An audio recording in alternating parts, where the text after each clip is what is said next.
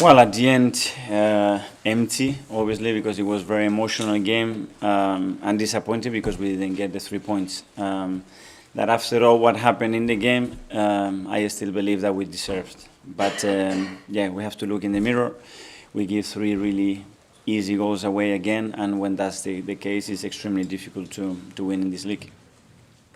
Is it hard when your players are feeling like they were at the final whistle to remind them that if they win at City, the title's in their hands again? No, it's just they want it so much, you know. It's me personally, what I've experienced there, not only with the players, with the staff, and with our supporters, it was incredible because I know how difficult it is. And after 1-0, you make a big mistake, you concede, you know, and then you make another mistake and 2-0.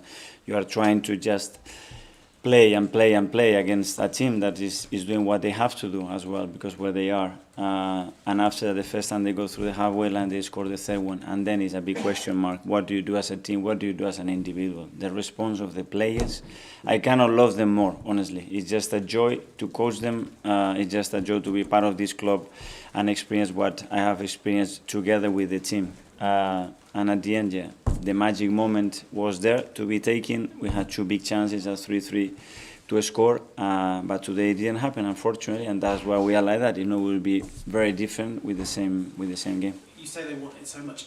Is it a challenge that this means so much for Arsenal, for the players, that this will be the first time in a generation? Is it a challenge keeping their feet on the ground and not letting them get carried away? But they are, and we have talked about that. It's about playing the games, not the occasion, you know. And we start to play the game, and this happens. It happens in football. It happens in critical moments. What can you do, you know? But then as well, they try to keep playing, and then you see what you saw on that pitch, and there's amount of situations and chances, and what they are able to transmit to the crowd to get where we were. But at the end, it's tough because you see them on the floor, you have to leave them, and I think everybody has to disconnect tonight, digest it, and tomorrow start to think what's the best way to go to Manchester to beat them. Mikel, that's a few games in a row now where your side are conceding soft goals. Do you put that down to individual mistakes, or is it more of a collective issue? Today is clear what happened. So individual or collective or both? Or? The first one. Okay.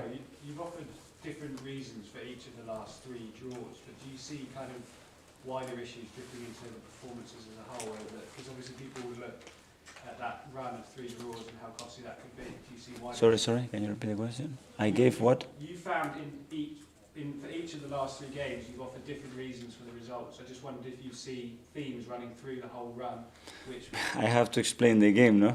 It's not about, okay, we go to Anfield, yeah, we win. We go to West Ham, we win. We go to Southampton, we win.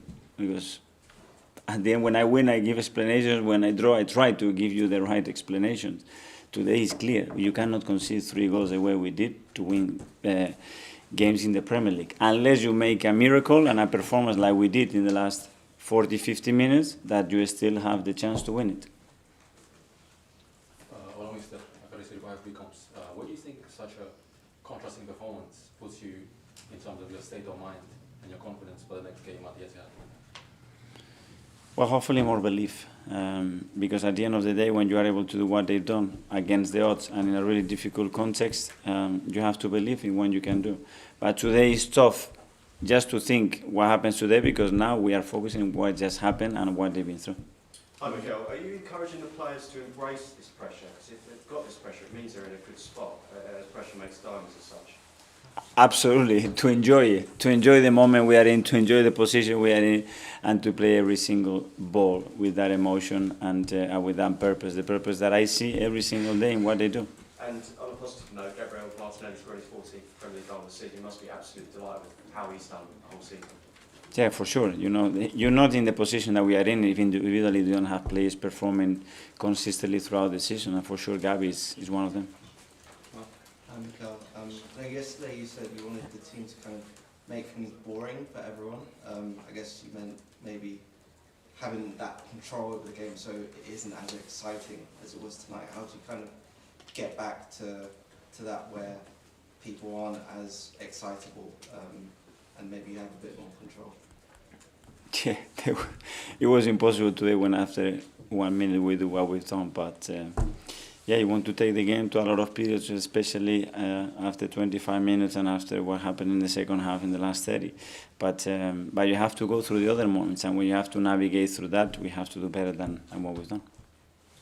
Hi, Miguel. Without putting too fine pointed, you have to go from the last few results to maybe the hardest challenge in Europe right now, beating City away. Have you thought about how you approach that? Is it about kind of building the confidence of the players again, or what is the outlook? But I don't see a lack of confidence. You know, when a team is able to do that, normally players start to hide. And I play there, and players start to hide in certain moments. And I didn't see a single player doing that. They were all willing to take risk, to take the initiative. That's why we created the chances we created. That's why we go back 3-1 to 3-3 and should have won the game. So the confidence is there. It's those moments, yeah, you need to cut that. You cannot, at this level, you cannot give the goals away that we have given. Simple as that. Nick? Trossard had a big impact, as usual, when he came on. Has he done enough to start games? He does every day. You know, it's about how you play everybody together, and that every phase of play, you know, it's with the right balance as well, without losing that structure and the flow of the team. But when he came on, for sure, he looked really well again. Was it tough for Fabio Vieira tonight? Was it a difficult match for him? It was a difficult match for a lot of players, I think. But for Fabio, he hasn't played enough minutes. You know, he had good periods, but the game starts as well. Instead of going 1 or 2-0 up and then everything goes in the favour, it starts to go in the game in a much more difficult way, and that doesn't help. Mark, last one. It's 3 goals in a row now. You look at how City are doing and seem to be sweeping everyone aside. Do you understand why, to most people, City are now favourites for the title? I can't control that. Thanks all. Thank you.